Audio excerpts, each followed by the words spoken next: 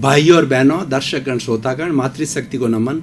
कि खास, विशेष, हमें एक अच्छी दिशा देने वाला, हमें एक अच्छा इंसान बनाने वाला, एक अच्छा समाज बनाने वाला, एक अच्छा राष्ट्र बनाने वाला, एक अच्छा विश्व बनाने वाला, वसुधैव कुटुंबकम की जो हमारा कॉन्सेप्ट है उसको पैदा करने वाला, उसके गुण देने वाला, उसके टिप्स बताने वाला कार्यक्रम में आप सभी का हार्दिक स्वागत है, अभिनंदन है, सत्कार। कार्यक्रम में हम प्रतिदिन नए नए विषय के साथ प्रवेश होते हैं और हर विषय की आप गहराई में जाएं तो कुछ न कुछ नया मिलेगा, कुछ न कुछ जीवन के निर्माण का नया टिप्स मिलेगा, जीवन के निर्माण की नया दिशा मिलेगा। क्योंकि सारे विषय शोध परख रखे जाते हैं और शोध परख रूप से प्रस्तुत किए जाते हैं और उसी हिसाब से इसका चयन किया जाता है। तो आज हम एक बहुत व्यवहारिक प्रैक्टिकल विषय को लेकर के जो हमारे जीवन के अंदर आना चाहिए, जीवन तो होना चाहिए, वो विषय आपके सामने प्रस्तुत कर रहे हैं।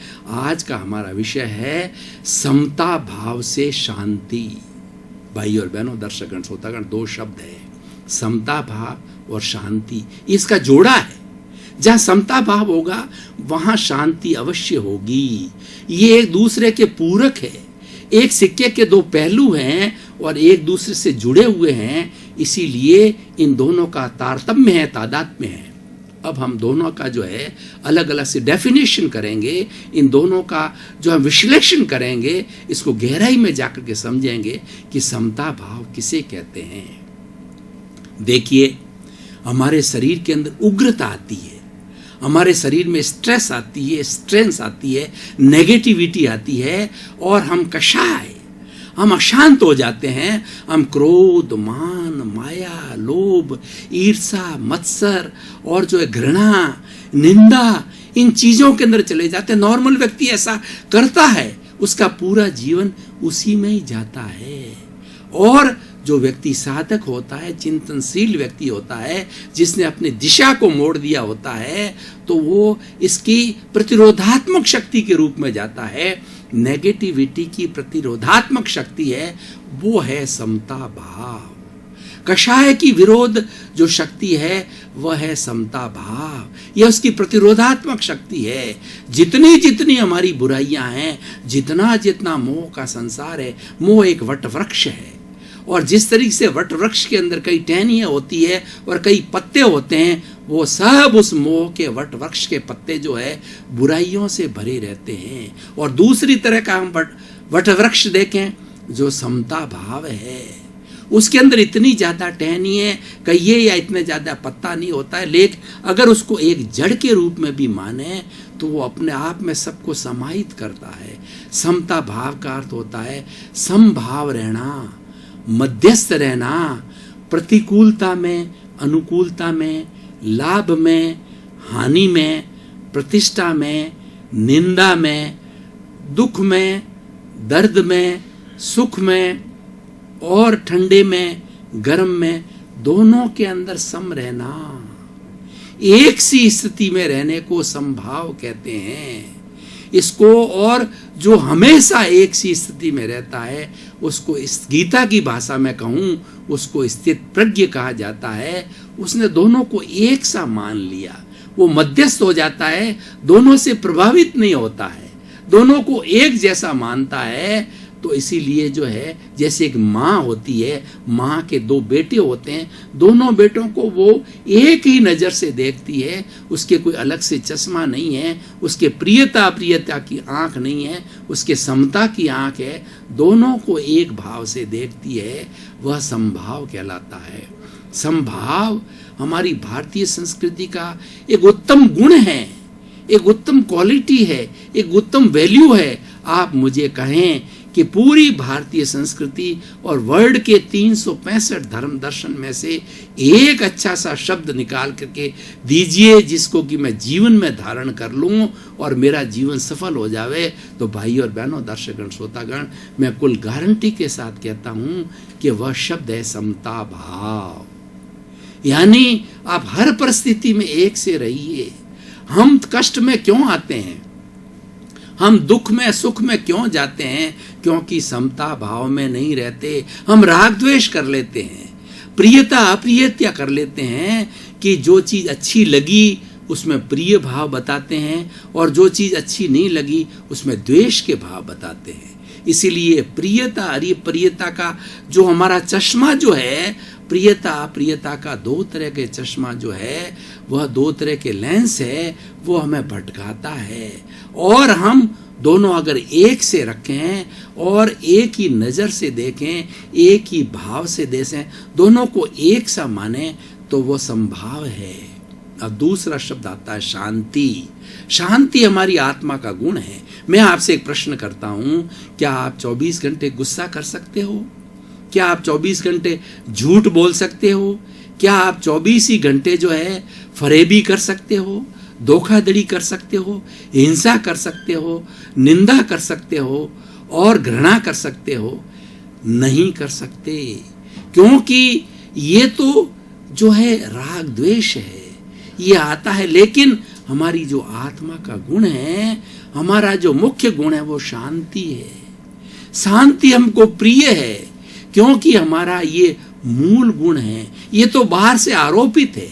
ये जो राग द्वेष है, अक्षमता भाव है, ये बाहर से आरोपी है, ये अशुद्धि है, ये कर्म रज है, ये बुराई है, ये गंदगी है। जब हटा दिया जाता है, सोना है, अगर मान लो वह सोने के ऊपर मिट्टी पड़ी हुई है, उस मिट्टी को आप हटा दो। हीरा है, हीरे के ऊपर अगर मिट्टी आई हुई है, कीचड़ आया हुआ, तो उसको हटा दो, तो हीरा चमकने लग जाता है, सोना चमकने लग जाता है, क्योंकि वो उसका ओरिजिनल रूप है। वो उसके ऊपर जो आई थी वो टेम्परेरी थी, वो मिट्टी एक तरह से जो है उसकी अशुद्धि थी, उसको दूर करते हुए चमकने लग जाता है, चाहे हीरा हो चाहे सोना हो।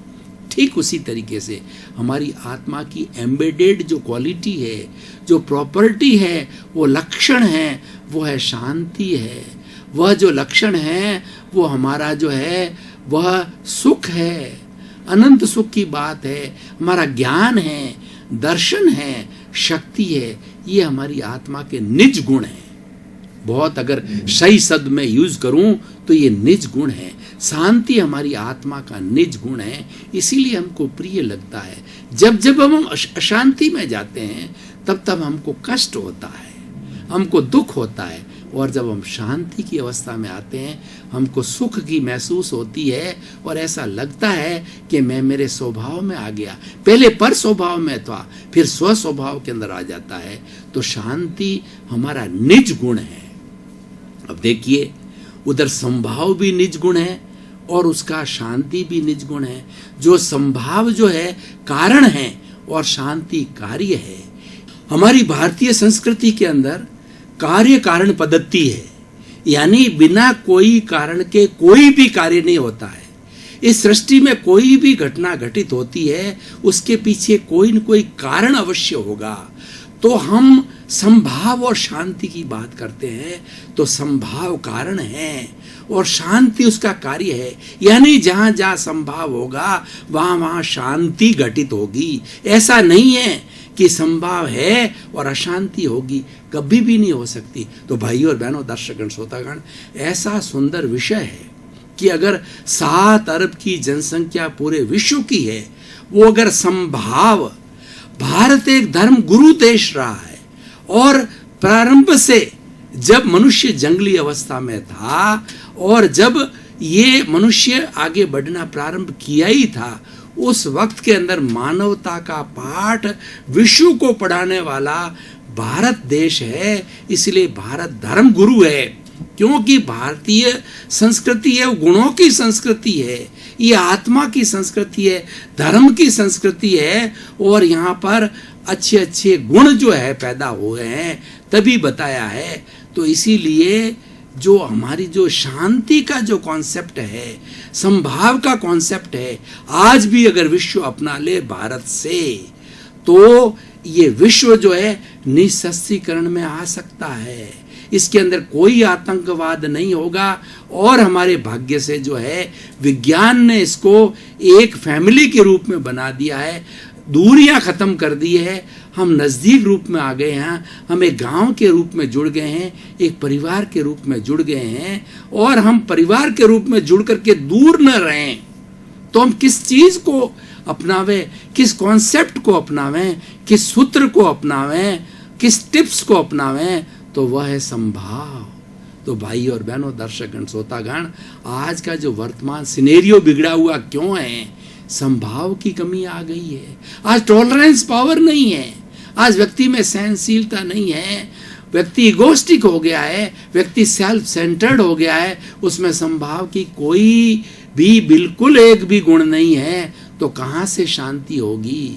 सारा अशांति का जो वातावरण बना, आप प्रिंट मीडिया को उठा करके देखिए, आप टीवी मीडिया को उठा करके देखिए, आप विश्व का पूरा जो है विश्लेषण कीजिए, आतंकवाद, रेप, करप्शन, असंवेदनशीलता, भ्रष्टाचार और एक दूसरे के प्रति धोखाधड़ी, एक दूसरे के प्रति अविश्वास, इस सब का कारण यह है कि हमने संभाव को छोड़ दिया है। आज से अगर 20 साल, 40 साल, 50 साल जाके देखिए तो लोगों के अंदर संभाव की स्थिति थी, लोग में टॉलरेंस पावर था। टॉलरेंस पावर होती है वो संभाव को पैदा करती है, इनटॉलरेंस होती है वो अशांति को जन्म देती है। टॉलरेंस पावर थी लोगों में, त्याग की वृत्ति थी, ये उसके घटक है, ये उसके सब्स्टिट्यूट्स हैं, ये उसके अंग है। तो ये अंग मिलकर के संभाव को पैदा करते हैं। ये लोग जीते थे। आज से 50 साल पहले लोगों का जीवन सादगीमय था, उदारपूर्ण था, मैत्रीपूर्ण था, लोग एक दूसरे का सम्मान करते थे। और मैं एक रूपक की भाषा में बात कहूँ तो अर्थमेटिक में आता है, एक सेंटर से एक ही वृत्त खींचा जाता है। तो जो सेंटर होता है वो आकर्षण का केंद्र होता है, उसके आकर्षण के केंद्र में मनुष्य था, मानव था, मानवता थी, मानवीय गुण थे। लेकिन आज सिनेरियो बदला। आज धन को, और पुराने जमाने में जो परिधि है उस परिधि पे हमारे साधन थे, हमारे धन था, संपत्ति थी, सारे साधन जो है परिधि पे थे, लेकिन मनुष्य सेंटर में था। लेकिन आज इस लोलुपता ने, इस जो है इगोस्टिक पने ने, और इसने अर्थ को अधिक महत्व देने के कारण मनुष्य को जो है सेंटर से पटक करके परिधि पे डाल दिया। और परिधि पे जो हमारा अर्थ था, हमारे जो साधन थे, उसको जो है सेंटर में ले आए। तो उससे क्या हो गया? उससे उल्टा हो गया। येन केन प्रकारेण धन को कमाओ।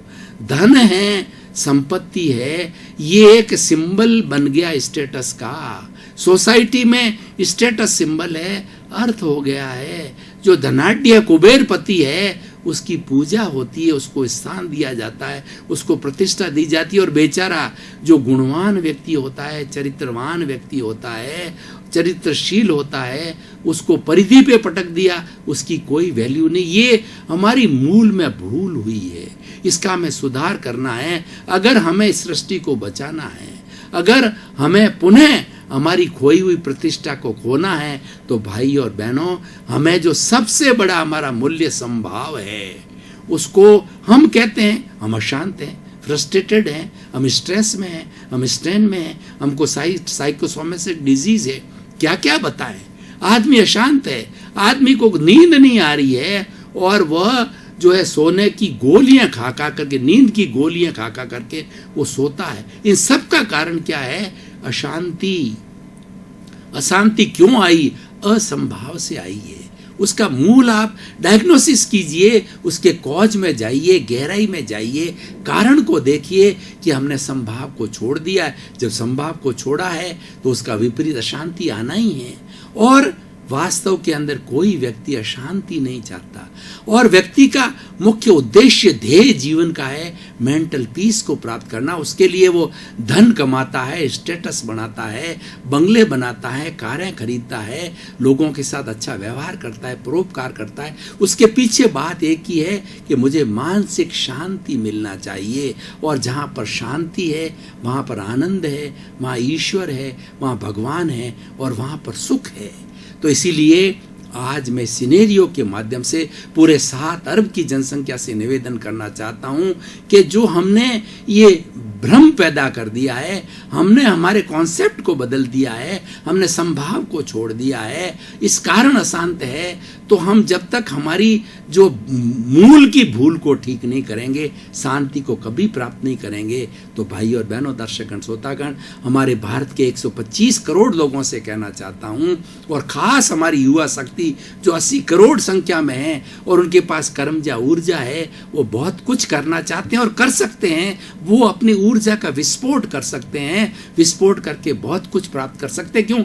जो हमारी तरुण अवस्था है, हमारी जो युवा अवस्था है, हमारी जो जवानी की अवस्था है, उसमें मैक्सिमम फुल एफिशिएंसी से बॉडी काम करती है, माइंड काम करता है, बॉडी की फैकल्टीज काम करती है। वो कुछ होना चाहता है, कुछ पाना चाहता है, उसमें ललक होती है 50 वर्ष की उम्र तक, और उसके बाद में धीरे धीरे लाइफ सेटल हो जाती है। और बुजुर्ग अवस्था में व्यक्ति कुछ कर नहीं सकता, कमज़ोर हो जाता है, इंद्रियां कमज़ोर हो जाती है, शरीर साथ नहीं देता है, सुनाई नहीं देता है, दिखता नहीं है, तो वो क्या करेगा, पूरा चल नहीं सकता। तो भाई और बहनों, दर्शकगण, श्रोतागण, हमें शांति की स्थापना करनी है, हमें सुख की स्थापना करनी है, और उसकी स्थापना करने के लिए हमारा पुराना कॉन्सेप्ट है, वो हमें संभाव को प्राप्त करना होगा। और ये इजी है, उसके लिए अभ्यास किया जाता है। कहा जाता है करत करत अभ्यास के जड़मती होत सुजान, रसरी आवर जान के और सल पर पड़त निशान।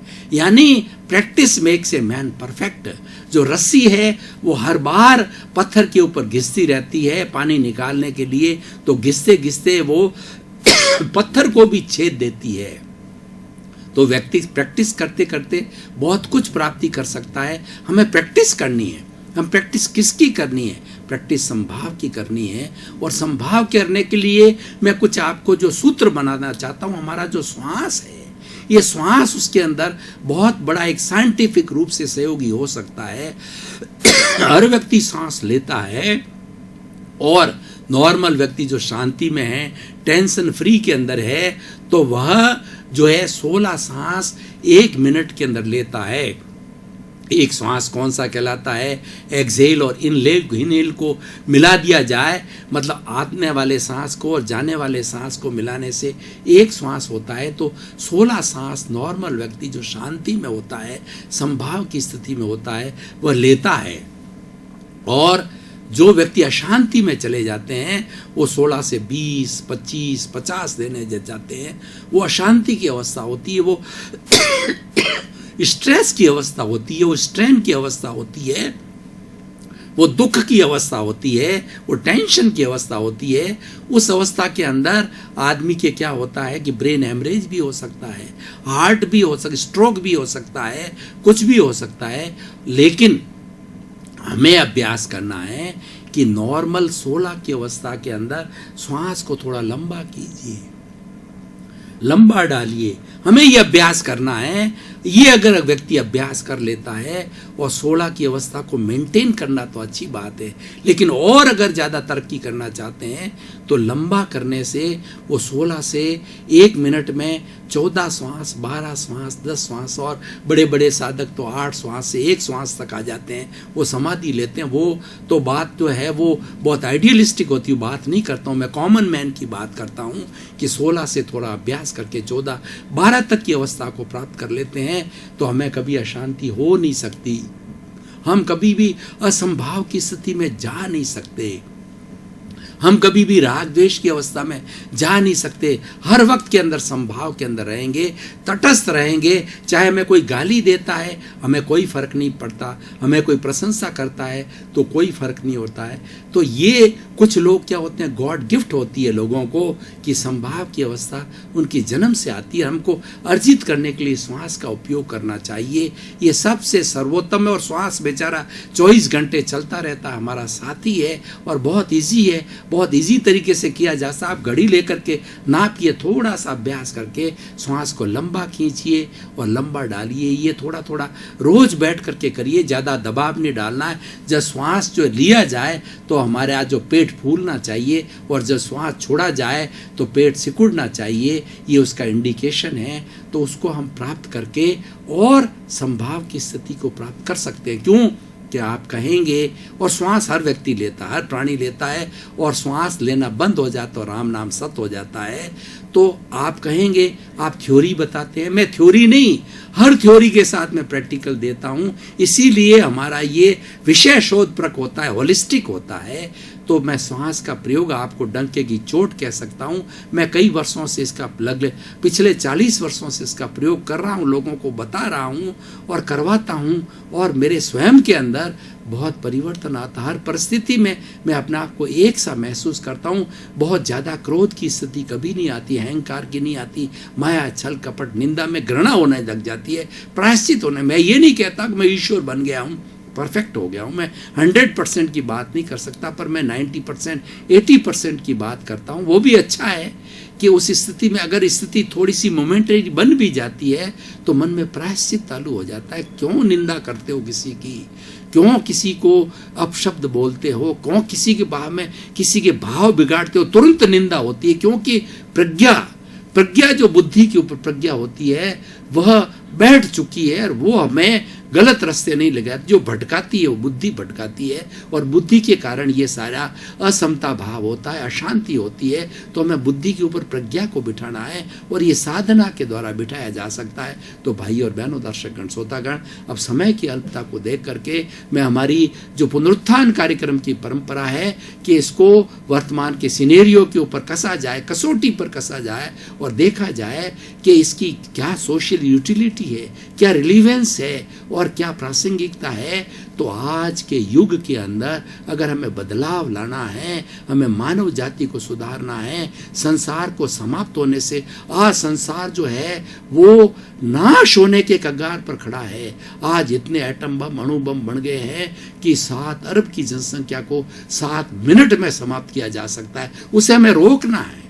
भाई और बहनों, दर्शकगण, श्रोतागण, आपका बहुत बहुत धन्यवाद, आपके प्रति कृतज्ञता, साधुवाद। कार्यक्रम प्रसिद्धि को प्राप्त हो रहा है, कार्यक्रम पुनरुत्थान कार्यक्रम टॉक ऑफ द टाउन बन रहा है। आप इसको देख रहे हो, लोगों को प्रमोट कर रहे हो, रोज बराबर देखते रहिए। प्रतिदिन आपको जो है अच्छी अच्छी खुराक मिलेगी, अच्छे अच्छे नए विषय मिलेंगे और कोई न कोई जीवन निर्माण की नई बात मिलेगी। कार्यक्रम चाहता है कि आपका जीवन आनंदमय हो, मंगलमय हो, शुभ हो, सुखमय हो, परिवार के साथ में खूब आनंद से अपना जीवन यापन